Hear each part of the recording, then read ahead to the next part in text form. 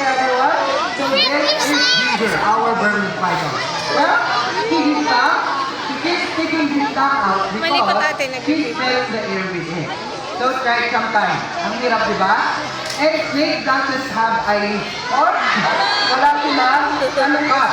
So which means their eyes are always open even when they are sleeping.